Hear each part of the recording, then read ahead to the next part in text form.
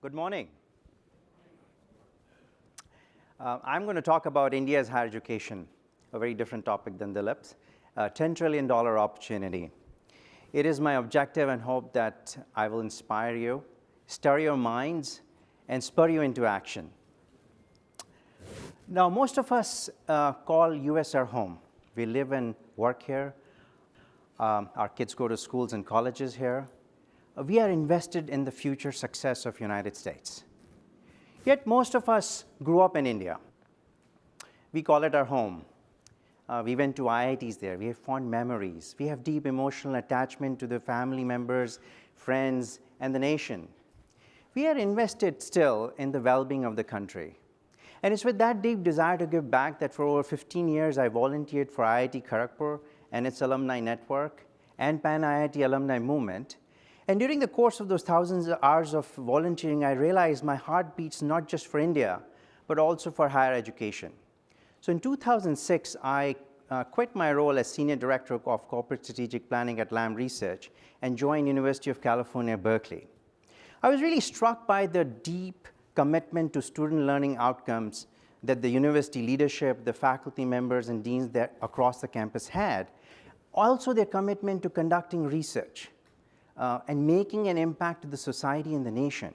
And I asked myself, why is that India, after over 6 decades of independence, does not even have one world-class multidisciplinary research university like a UC Berkeley or a Stanford University? In fact, India has just one university in the top 500 of global rankings. USA, on the other hand, leads this metric by a margin. It has 137 universities in top 500. China has a very impressive 41. Singapore, which is smaller than most major Indian cities, has 2. And South Korea, which got its independence after India and was one of the poorest nations in the 1950s, has 11 compared to India's 1. Now, it's a badge of honor to be an IITian. And if you look at India's premier brands of IITs, IIMs, and AIMS, they collectively enroll less than 0.5% of the total students enrolled in India's colleges. In fact, this metric represents is a deep symptom of a big problem in India, which is a severe shortage of excellent higher education institutions. In fact, the problem is so bad that parents are spending $50 billion a year, $40 billion of which is on private coaching to improve their students' chances of getting into premier institutions, and $10 billion a year is spent on sending their kids overseas for higher education.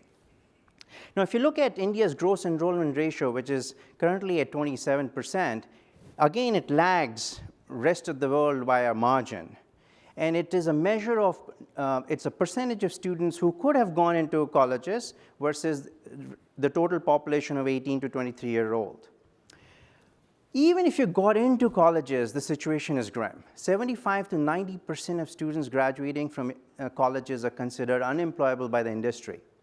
As a result, industry is spending 6 to 12 months in training these recent graduates for productive work.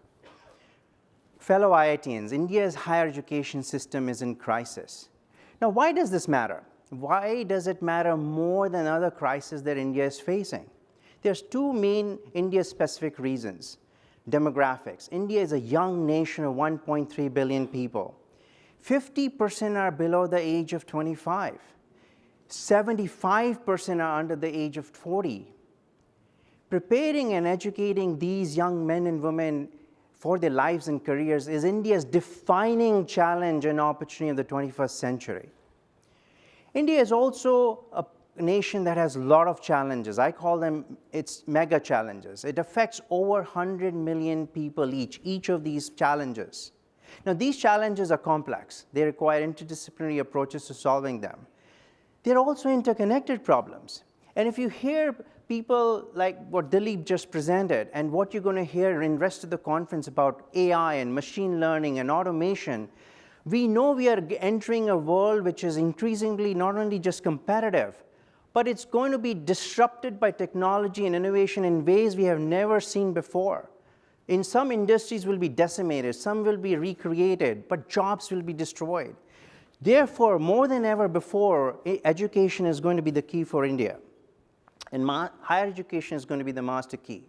There are three reasons for higher education to be the master key for India. One, it prepares the next generation of professionals and leaders. A vibrant system prepares teachers who go teach in K through 12, faculty members in higher education, professionals in all sectors of the society, and government officials in all fields.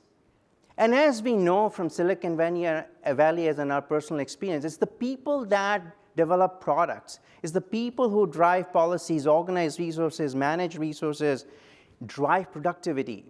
So from a higher education system, this particular outcome or impact that higher education makes is very important for India and its future. A vibrant system also solves problems that matter to the nation and society. Take UC Berkeley's professor, physics professor Arthur Rosenfeld.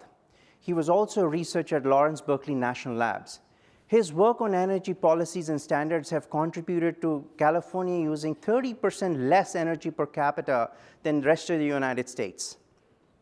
It is also estimated that his work is contributing $100 billion of savings every year. A world-class system also spurs the research, innovation, and startup ecosystem. Across the bay from UC Berkeley at Stanford University in 2015, it generated or raised $1.3 billion in research funding.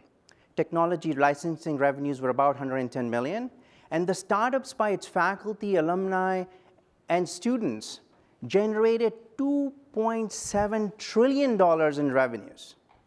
So if you look at all the three things, the three big things that the higher education system can do, you can realize that it's like a tree that keeps on giving to the students, parents, industry, society, and the nation. It is the engine that will deliver the demographic dividend for India. It is the engine that will solve the mega challenges that India is facing today and in the future. And its future, the future of India's higher education system, depends on us. You and I were really fortunate to have studied in the best institute in India. We were also then very fortunate to have studied in some of the leading universities around the world. We have tasted the fruit. We know the difference. We know the value of a world-class higher education system. Inspired by my work at UC Berkeley and UC San Diego, I wrote a book in 2015, Building Golden India, How to Unleash India's Vast Potential and Transform its Higher Education System Now. I was really privileged and helped in this process by a number of IITians, several in this room. Desh Deshpande wrote the foreword for my book, and I was really privileged to be mentored by Arjun Malhotra and R. Gopalakrishnan throughout the process.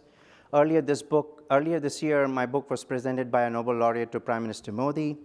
And not only I talk about the analysis, assessment of what's going on in India, and I share case studies from around the world, but I also share a solutions framework and 5 big ideas that will make India's higher education system world-class. Last year, I also started a policy think tank to make India's system, transform India's higher education system. We are informing policymakers and educating stakeholders. When we make India's higher education system world-class, we would have unleashed the potential and productivity of 1.3 billion people. And we have the opportunity to take its gross domestic product to a next level. Currently, it sits at $6,700 on a purchasing power parity level. Among nations of 230 nations, we are ranked 158th. By doing this, we would have created the largest new wealth creation in the history of India and the world, a $10 trillion plus opportunity on an annual basis. Now, this is not just good for India and its youth and the nation. It's great for the US-India strategic relationships and the global humanity. Now, I started my presentation with the number 0. I like to end with number 1, the power of 1.